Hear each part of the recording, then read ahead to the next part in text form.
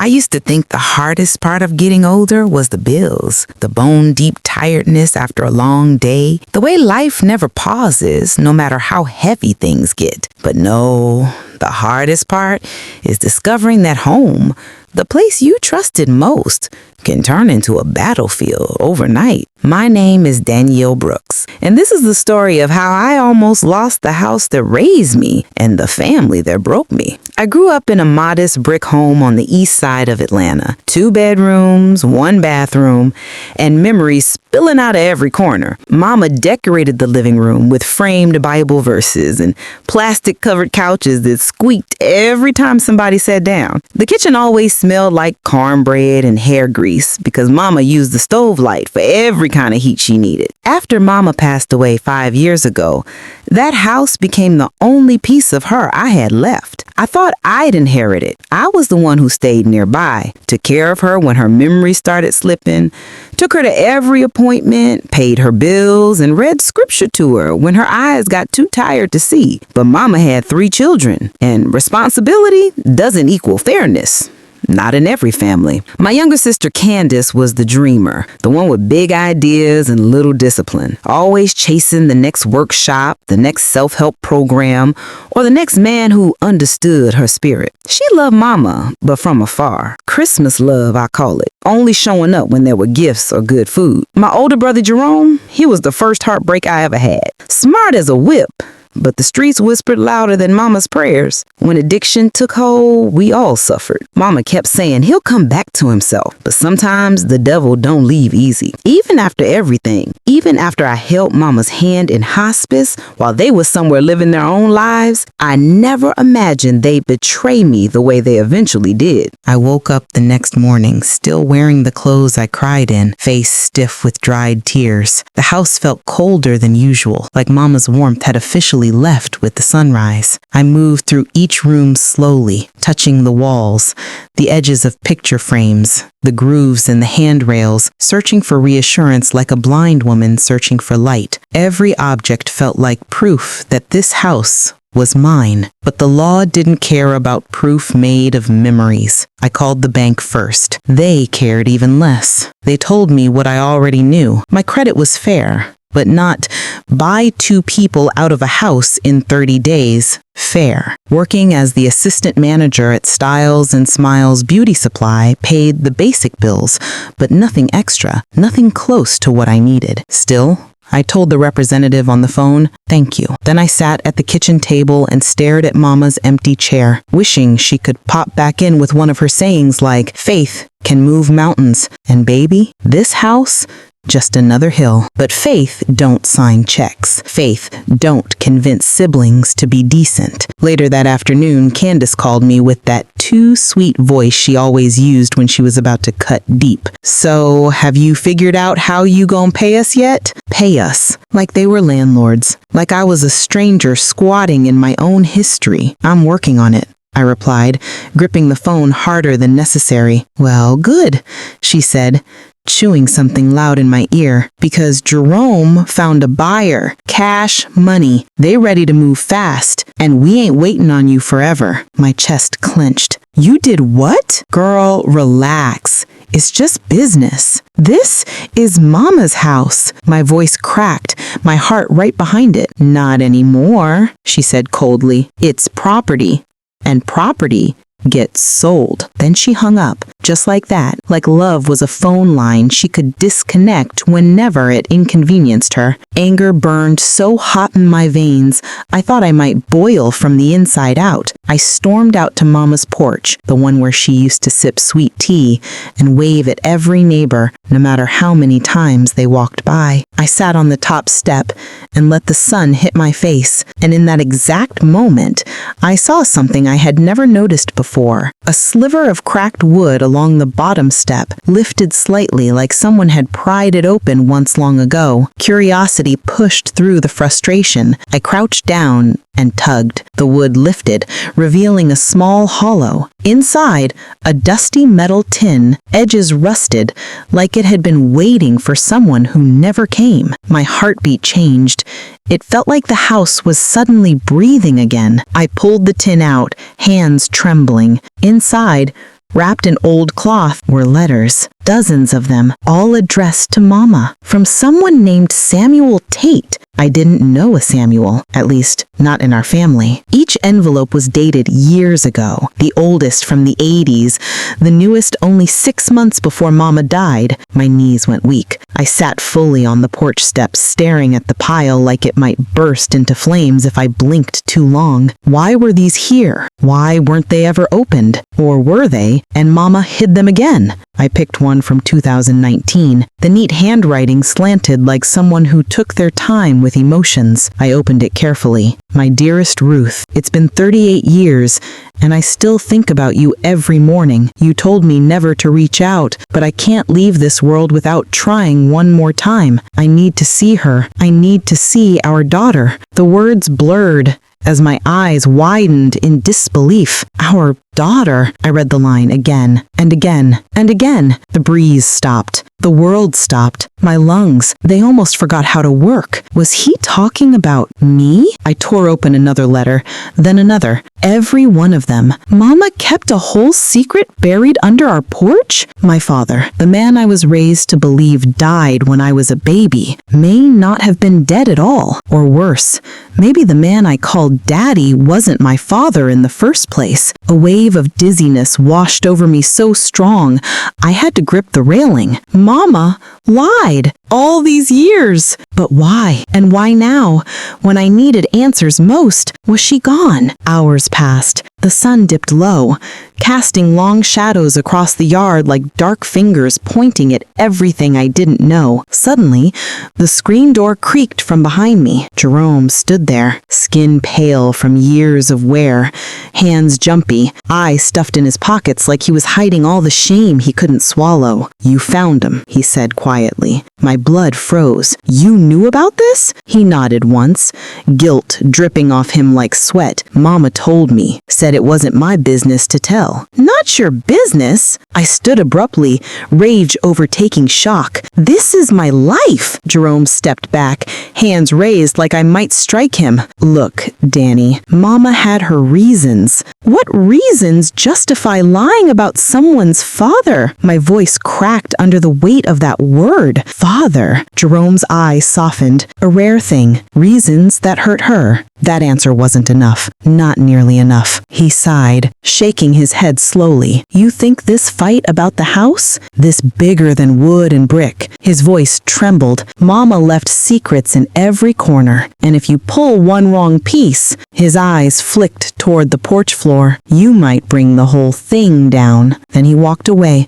slow and quiet, like a man leaving a confession behind. I looked at the letters again, hands still trembling, my throat tight, but a new fire sparking in my chest. This house wasn't ripping my family apart. It was revealing that we were already broken. Now, I had to decide, do I let the truth stay buried like Mama intended, or do I tear up every board until the whole story comes to light? Because one thing was certain, saving this house meant uncovering a past Mama fought her whole life to hide, and the question that scared me most, would the truth set me free, or would it destroy the only family I had left? I didn't sleep that night. I just sat at Mama's kitchen table with the letters laid out like puzzle pieces I wasn't brave enough to solve. The clock ticked louder than usual, like it was impatient with me. Every so often I glanced toward the porch door, half expecting Mama to walk in, snatch the letters up and snap,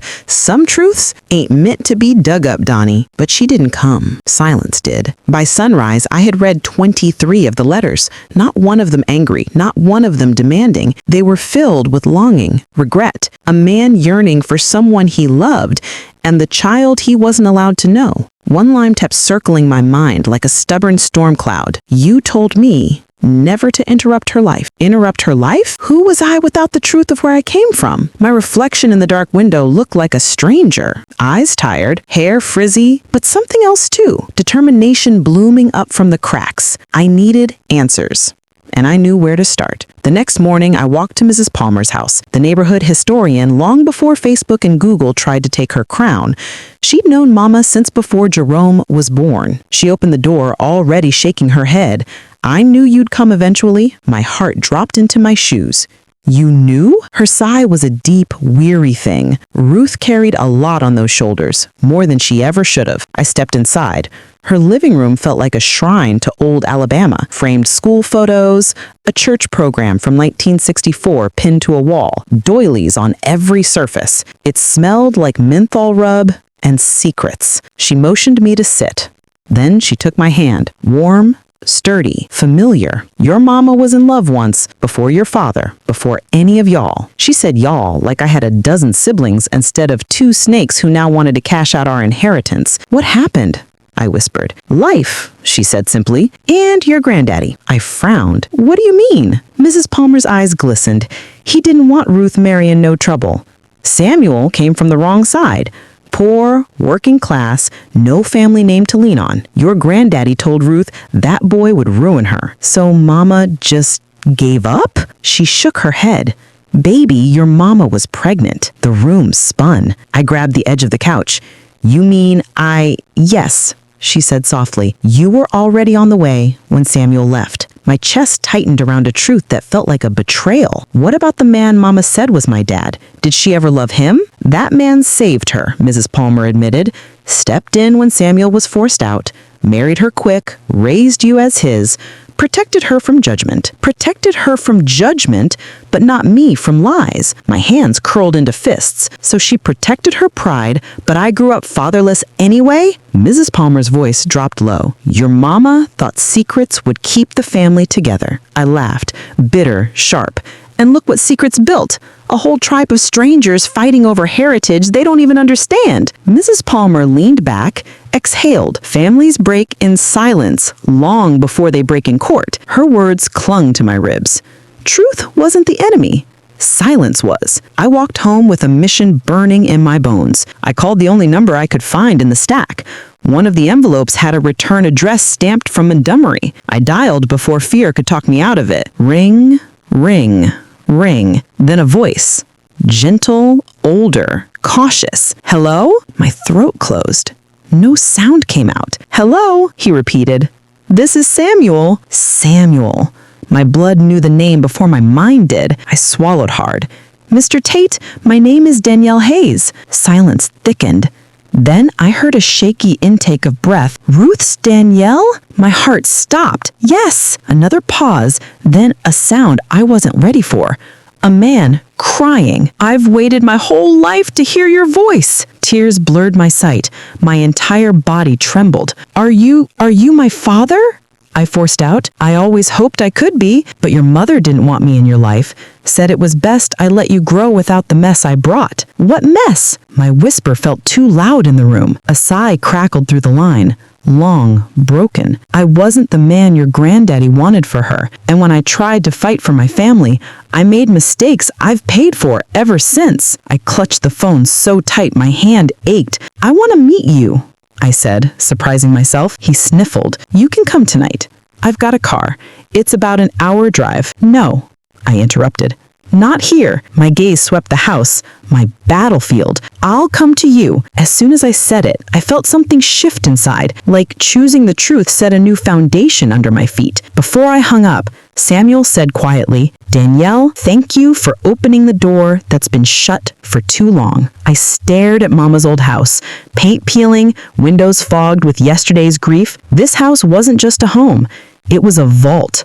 And with each truth I dug up, another lock opened, but I also knew every secret revealed brought its own danger, especially with Candace and Jerome circling like sharks smelling opportunity. Still, I wasn't that scared daughter clinging to memories anymore. I was a woman choosing to uncover the truth, not just for me, but for Mama, even if it ruined everything she tried to protect. Samuel's voice still echoed inside my head long after I ended the call. I've waited my whole life to hear your voice. It felt like something holy, something stolen, finally returned. But before I could make the drive to Montgomery, there was unfinished business here. Under this roof that heard every lie, every cover-up. I put the letters back into their tin, slid them into my bag, and locked Mama's house behind me. The late afternoon sun cast long orange streaks across the porch, like the day was stretching itself thin. The air smelled like rain and old wood. As I stepped down the stairs, a car pulled up. Candace's flashy blue sedan. She slammed the door hard enough to send a flock of birds scattering. She marched toward me, heels clacking like warnings. "Well, look who finally decided to crawl out," she snapped. "I've been here the whole time," I replied. "That's the problem," she shot back, thrusting a stack of papers into my chest. "We're ready to get the appraisal. Jerome even found a buyer who will pay over asking. All you gotta do is sign." I didn't take the papers. She pushed them harder until they bent against me. "I'm not selling," I said firmly. Candace blinked, then let out a cold laugh.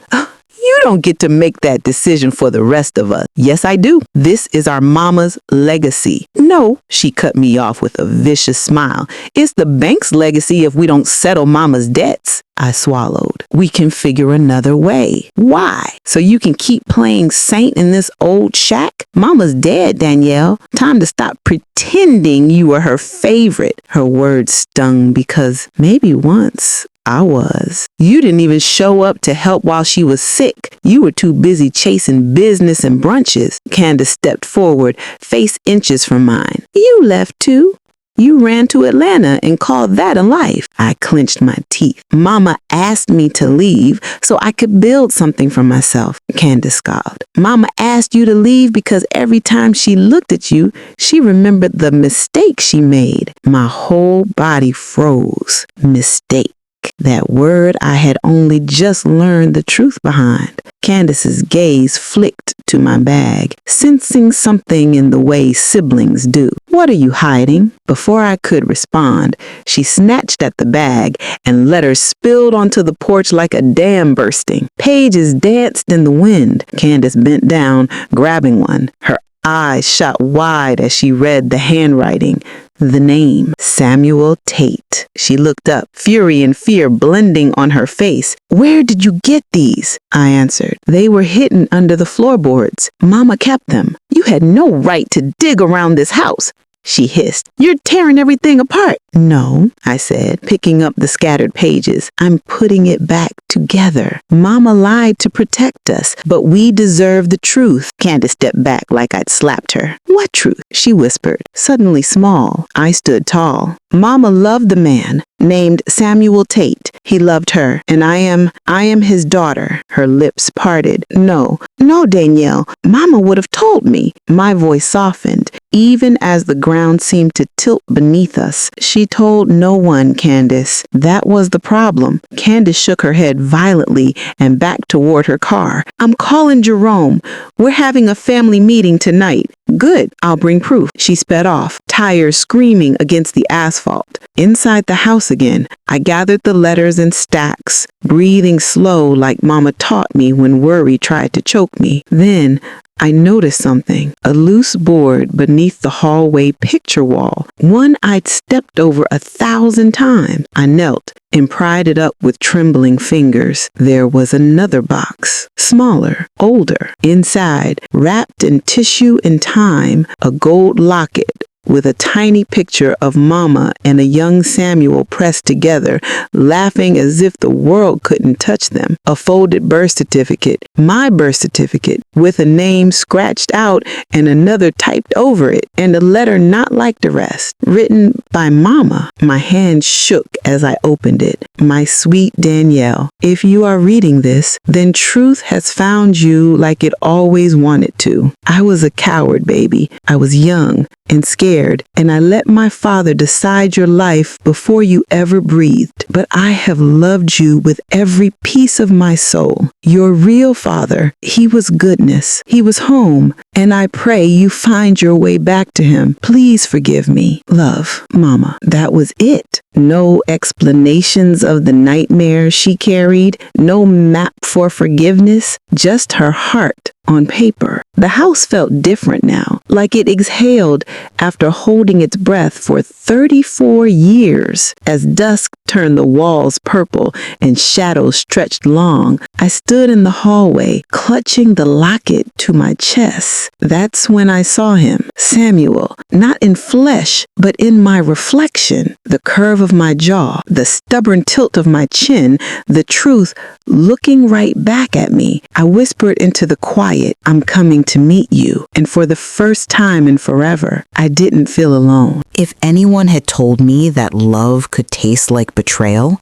I wouldn't have believed them. But there I was, standing in the dim kitchen as the evening sun slanted through dusty blinds, realizing that every warm memory I clung to was now a knife pointed at my heart. Mama always told me, when the truth hurts this bad, it's because you cared too much for too little. I finally understood. I watched Derek from the living room doorway as he rummaged through drawers, acting like he owned every breath inside this house. The audacity of it burned hotter than the anger twisting my stomach. "Don't look at me like I did something wrong," he muttered, still avoiding my eyes. "Wrong?" My voice cracked through the air like glass splintering against concrete. "You lied to me for over a year. You built a home with me while building a life with her." He slammed the drawer shut, anger flaring behind his calm mask. "Life doesn't just go one way, Mila. Things happen." "Oh! So cheating is just something that happens?" I scoffed, laughter spilling out of me uncontrollably, because the alternative was breaking down at his feet. He stepped closer, tone shifting like oil poured into water, slick and poisonous. "You're being dramatic. You knew things weren't perfect." "No," I breathed, "but I believed we were fighting together." I tapped my chest with a trembling hand. "I wasn't fighting against you." Silence swallowed the room. Even the ticking clock hesitated. He backed away, shame or the discomfort of being exposed dragging his gaze down. "It wasn't supposed to go this far," he whispered. "But it did," I replied, because what else was left to say? I reached into my pocket and pulled out the folded papers. Documents I never imagined would have my name on them at 32 years old.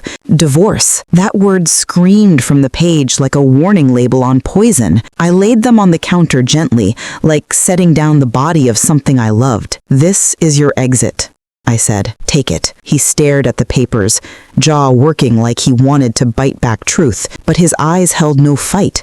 No regret strong enough to undo anything. Then he nodded, and that was worse than if he'd dropped to his knees begging. That nod meant I had been a placeholder, a comfortable choice, never the destination. He opened the door and paused, looking at me with a softness that once made me melt. Now it made me recoil. He said, "I did love you." I didn't respond, because love without loyalty isn't love, just a disguise worn by selfishness. When the door clicked shut, the finality cleaved through me. The house was too quiet, too still. Every picture on the wall felt like a lie framed in dusty wood. I sank onto the couch, the one we picked together on a rainy Sunday. My fingers traced the fabric he called storm cloud gray. Storm cloud. How fitting. I wrapped my arms around myself because, for the first time in a long while, I realized nobody else was going to. My phone buzzed. Tasha wrote, "Hey honey, I'm here whenever you need me." I stared at the message, tears finally spilling. Sometimes lifelines arrive gently, not as rescues, but as reminders that you're not completely abandoned. I typed back slowly, "Not tonight. I need to sit with this." Because healing doesn't start in someone else's arms. It starts in the ruins. I stood and walked into the bedroom, what used to be our bedroom, and for the first time I shut the door behind me, not to lock someone out, but to finally let myself in. Tomorrow would hurt. Maybe the next day too. But tonight, I chose me. Morning didn't ask permission to show up. It just barged in, pulling sunlight across my face like a spotlight on the mess I had become overnight. My pillow was still damp. My throat was sore, but I was breathing. And maybe that alone was a small victory. The house felt different without Derek's heavy presence. A little lighter, a little quieter. I moved through each room like a ghost inspecting her own life. The coffee maker hissed to life, filling the kitchen with warmth that mocked last night's cold goodbye. As the aroma curled into the air, I caught my reflection reflection in the microwave door, eyes puffed, hair wild. A woman cracked down the middle, but somehow still upright. "Look at you," I whispered, not in shame, but in awe, because I didn't collapse, I didn't chase, I didn't beg someone unworthy to stay. My phone buzzed again, just like it had every hour since I told Tasha I needed space. "Tasha, I'm swinging by." No arguments.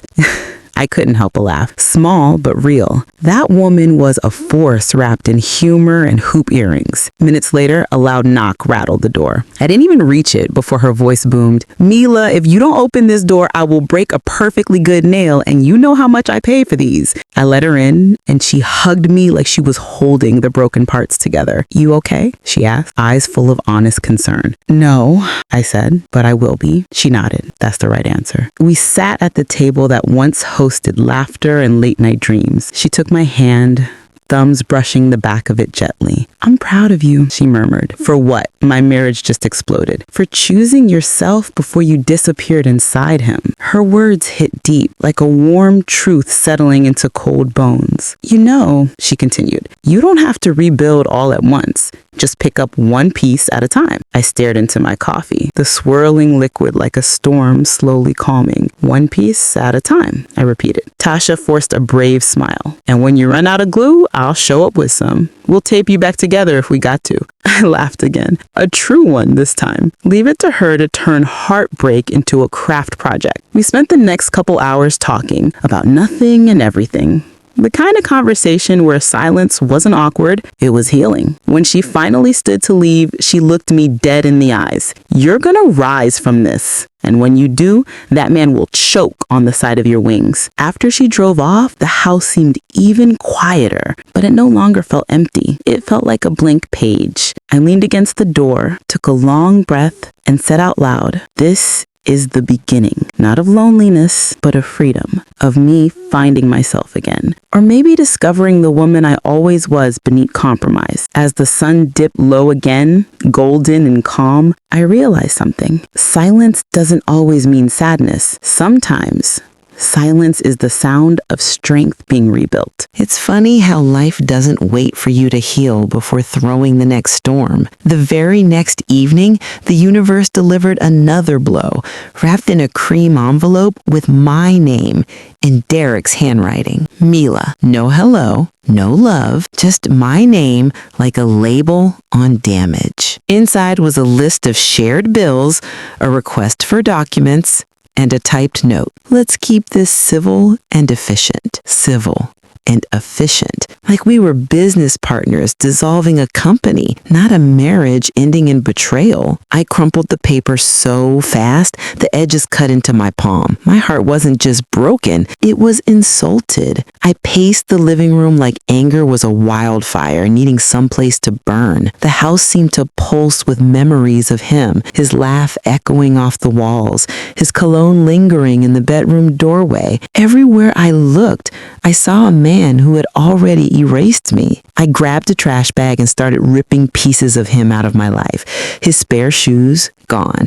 The jacket he left on the chair, gone. That framed vacation photo where I smiled like I had noticed the lies forming behind his eyes, shattered. But then I found the wedding album. I froze. That book felt heavier than any pain in my chest. I opened the first page, young us, bursting with certainty, his arm around me like a promise he never intended to keep. My smile, wide and hopeful, the kind you can only wear when you believe love is safe. I ran my fingers across the glossy surface, whispering to the woman in the photo, "You deserved so much more." A tear slid down and landed right on the image of my bridal bouquet. I wiped it away quickly, like even my sadness didn't deserve to stain her joy. The urge hit, sharp and wild, to tear every page into confetti, but something inside stopped me. Not forgiveness, not weakness, just the need to remember who I used to be so I could see how far I would rise from here. I closed the book gently and placed it in a drawer. Not thrown away, not displayed, just paused, like me. Right then, the doorbell rang. I startled, my heart leaping into my throat. For a split second, I feared Derek had returned to reclaim control or to pretend he still cared. But when I opened the door, it wasn't him. It was his mother. Her eyes carried a storm I wasn't ready for. "Mila," she said quietly, "we need to talk." My spine stiffened. My fingers tightened around the doorknob. The night air rushed between us, sharp and tense. And in that moment, I knew the truth was coming, and it was going to cost me. I stepped aside slowly, my breath held tight in my chest. "Come in," I managed, though every nerve in my body screamed to slam the door instead. Derek's mother, Loretta, moved into the living room like she was tiptoeing across broken glass. Her hands trembled as she smoothed her floral blouse, eyes darting everywhere except directly at me. She finally spoke. "I'm sorry I didn't come sooner. I just didn't know how." Her voice cracked under the weight of guilt.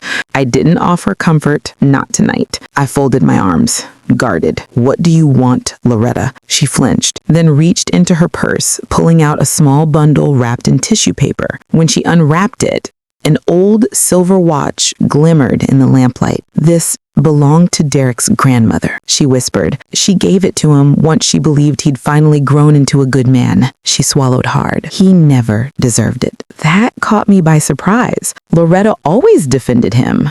Her golden boy, her pride. "What are you saying?" She sat down, shoulders sinking. "I raised my son wrong, Mila. I gave him everything without teaching him the value of it." She clasped the watch like it could anchor her. "When you caught him cheating, that wasn't the first time." The room tilted. Blood roared in my ears.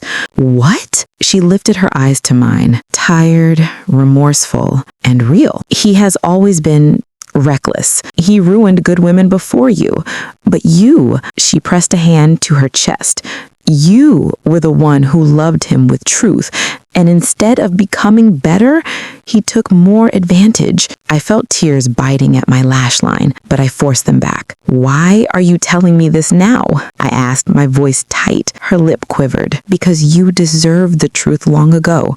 And because he's not done hurting you." My heart sunk. "What do you mean?" Loretta hesitated too long. "Long enough to make me afraid. He's trying to take the house," she whispered. My knees nearly buckled. "This house, my grandmother's house, my only piece of stability.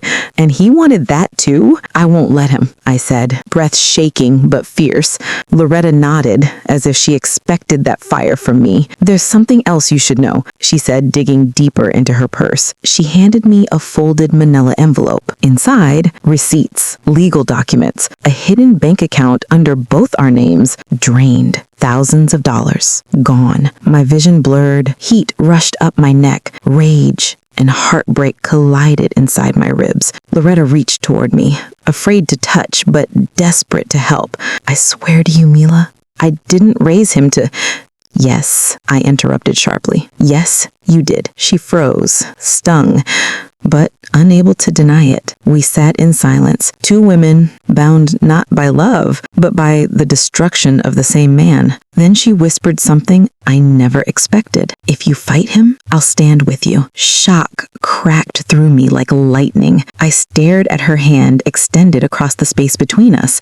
An apology, an alliance, a chance to not go through this alone. For a long moment, I didn't move. Then, slowly, I reached out and took her hand. Not out of forgiveness, not yet, but because sometimes the women a man harms must hold each other up so he can no longer push them down. After Loretta left, I sat at the dining table surrounded by papers, proof of Derek's betrayal laid out like battlefield evidence. Every document felt like a punch, but also an awakening. He had underestimated me. I dialed a number I'd been avoiding since the divorce started. A lawyer. My lawyer. A woman recommended by Aunt Sheila, who didn't play nice with entitled men. "Come in tomorrow," she said firmly. "We'll freeze his access to everything." For the first time in months, I exhaled without my chest hurting. I didn't sleep that night. Instead, I moved from room to room, touching walls that had held generations of my family's stories. My grandmother's rocking chair, Daddy's old Bible, photographs Mama hung with pride. Derek might have abandoned his roots, but I would drown before I let him rip mine out. A tap on the window startled me. It was Ava, my ride-or-die friend since freshman year. Still in her nursing scrubs, she looked tired, but ready for war. He tried to call me, she said as soon as I opened the door. Sob story and all. He said, "You were just being dramatic." I rolled my eyes so hard my soul felt it. She hugged me tight, her voice softening. "You ain't dramatic, Mila. You're surviving." We sat on the porch, the night warm around us. "I keep thinking," I whispered, "how did I miss who he really was?" Ava took my hand. "You didn't miss it. He hid it, and you gave love the way a good woman should." Her words wrapped around my heart like balm. We stayed like that until the crickets quieted and the first hint of dawn touched the sky. By morning, the fear in my stomach had transformed into determination. I dressed purposely, a fitted blazer, dark denim, bold hoop earrings that said, "Watch me shine anyway." When I arrived at the lawyer's office, Loretta was already there. She stood when I walked in, wringing her fingers. "He doesn't know I'm here, and I'd like to keep it that way." The lawyer, Miss Carter, looked between us with a sharp grin. "No man is ready when women unite." We laid out the documents. Oh, he thought he was slick. He forgot the law doesn't bow to arrogance. We filed motions. We blocked accounts. We secured the house under my name only. Every signature felt like reclaiming pieces of myself he tried to steal. Later that night, I returned home exhausted, but lighter than I'd felt in years. As I walked through the living room, the doorbell rang. Not again. I braced and opened the door. It wasn't Eric. It was a delivery guy holding a small cardboard box. "No name," he said, "just this." Confused, I signed and brought it inside. Inside the box was a single folded letter and a familiar scent of old perfume. I froze. The handwriting, Mama's. My heartbeat stumbled. Hands trembling, I opened it. The first line stole the breath from my lungs. "Baby, if you're reading this, then something in your life has hurt you deeply." I sank into the couch, tears already falling before I reached the second sentence. Her voice on the page, reaching across time, like she knew this moment was coming, and in those inked words, I felt her arms around me again. I held the letter like it was made of glass. Like if I breathed wrong, it might disappear. Mama had been gone for 7 years, yet here she was, calling out to me through ink and memory. Her words were familiar, warm, but edged with fear. "Mila, my heart, be careful who you love. Some men wear crowns built from a woman's suffering." My chest tightened. Did she know about Derek? No, she couldn't have, but somehow she understood everything I was feeling tonight. I kept reading through blurred eyes. "If he ever tries to make you question your worth, remember who raised you. Remember what blood you carry." Her script looped proudly across the paper, like she carved strength into every letter. My tears dripped onto the page, but I kept going. "You come from women who fought wars without weapons. You do not break, you rise." I pressed the letter to my chest and sobbed. Not broken sobs, release. When I finally looked up, the room felt different, like Mama whispered into the walls and rearranged the air. I whispered shakily, "I hear you, Mama." As if on cue, my phone buzzed. Derek, of course. I stared at the screen and let it ring. No more answering darkness. Almost immediately a text came through. "We need to talk. I'm coming over." My jaw clenched. No, he didn't get to waltz into the ruins he made. A rapid pounding hit the front door.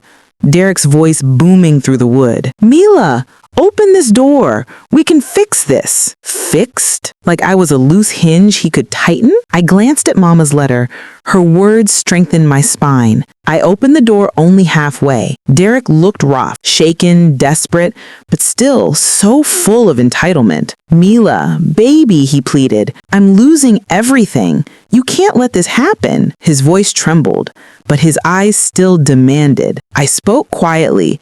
every syllable sharpened by truth. You lost me long before you lost anything else. He tried stepping inside. No, I said firmly, blocking the doorway with my whole body. Shock flickered across his face, like he never believed I could stand tall without him. I'm not your property, I'm not your stepping stone, and I'm not responsible for saving you from consequences you created. His mouth opened, but I didn't give him the chance. I closed the door. The lock clicking was the sound of my freedom sealing shut. Later, after the chaos stilled, I sat at the table with Mama's letter again, my hand steadier this time. At the bottom was one final line. If someone betrays you, don't bury the truth, honor it. It will lead you home. I wiped my face, breathing deep. This wasn't the end. This was my turning point. I folded the letter carefully and placed it in my journal, a sacred reminder of who I am and who I refuse to ever be again. The house felt different the next morning, still quiet,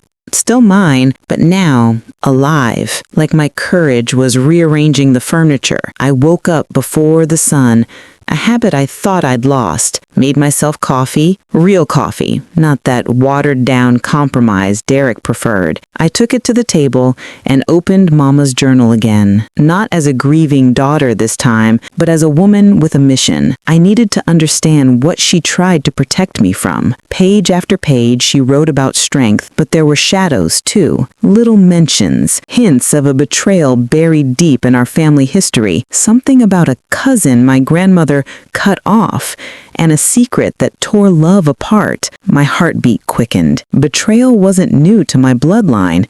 It was inherited, and suddenly everything felt bigger than just me and Derek. This was generational. This was a cycle, and I was meant to break it. My phone rang. This time, a name I actually wanted to see. Aunt Denise. I answered quickly. "Morning, baby girl," she said, voice soft and knowing. "How you feeling today?" I replied, stronger, and it was the truth. She offered to come by, bring lunch, keep me company. I almost said yes. I love her deeply, but a new part of me spoke first. "I think I need to be alone for a bit," I told her. Not to cry. Not to hide, to build. After we hung up, I sat at my laptop. My fingers hovered over the keys. I had been an accountant for 10 years. Smart, qualified, overlooked, kept small so Derek could feel tall. No more. I opened LinkedIn and updated my photo. Hair natural, eyes forward. Smile unafraid. Then I rewrote my headline, Financial Consultant, Helping Women Build Wealth and Freedom. Just typing it made me sit a little straighter. I posted, "New chapter, new strength, new standards. M. Carter." I hit share before doubt could whisper anything. A knock hit the door. Soft. Not desperate this time. I peeked through the window, and my heart eased. It was Mama's best friend, Miss Janine, the woman who attended every birthday, every graduation, and every heartbreak. She held a wrapped basket under her arm. "Thought she could use some nourishment," she said with a warm smile. Inside, cornbread, homemade peach butter, and a little velvet box. My breath caught. She squeezed my hand. "Your mama wanted you to have this on a day you became stronger than your pain." With trembling fingers, I opened the box. Inside was a delicate gold locket, engraved with a magnolia blossom, just like Mama used to draw in her journal margins. I clicked it open. 2 mini photos tucked inside. Mama's face on one side, a blank space on the other, a space for me, because Mama believed I would find myself again. I held it to my heart, and something inside me settled. I wasn't just surviving, I was rebuilding. Sunrise crept across my living room floor like a gentle reminder. New day, new me. I stood in front of the mirror, the same mirror where I once rehearsed apologies for a man who didn't deserve my softness. But today, I didn't practice excuses. I practiced standing tall. I brushed my short natural curls upward, laid my edges the way I liked them, bold, clean, confident. Put on a crisp black blazer, my favorite gold hoops, and that new locket resting right at my collarbone like a tiny piece of mama whispering, "Go shine, baby girl." And then I drove, not to Derek, not to therapy, not to escape. I drove to my new life. The financial center downtown looked intimidating, glass walls polished like they reflect only perfection. But reflection doesn't scare me anymore. Reception directed me to an office where women waited for a financial workshop I'd volunteered to lead. Women who looked like me. Women who loved too hard and saved too little. Women who put everyone first until they had nothing left for themselves. I smoothed my blazer and stepped inside. 20 pairs of eyes lifted. Not one of them looked away. I swallowed nerves, then smiled. My name is Mila Carter, and I'm here to help you protect the future you've been working all your life to deserve. Their heads nodded. Some smiled back. And in that moment, fear finally understood it was no longer welcome in my voice. After the workshop, a woman around my age approached me. Her voice cracked on the edge of a truth she wasn't ready to say aloud. "How did you know it was time to leave?" My heart understood her before my head did, when the pain of staying finally became heavier than the fear of going. She blinked tears away and nodded like those words unlocked a door inside her. If Mama could see me now, she'd smile that proud, quiet smile. When I got home, the sun had dipped low, warm light spilling across the porch steps like a blessing. I sat on Mama's porch swing and opened her journal again. Last page, faded ink, her handwriting shaking but determined. One day, Mila will learn her love is not something for others to decide. She will rise, she will own her name, and she will be unstoppable.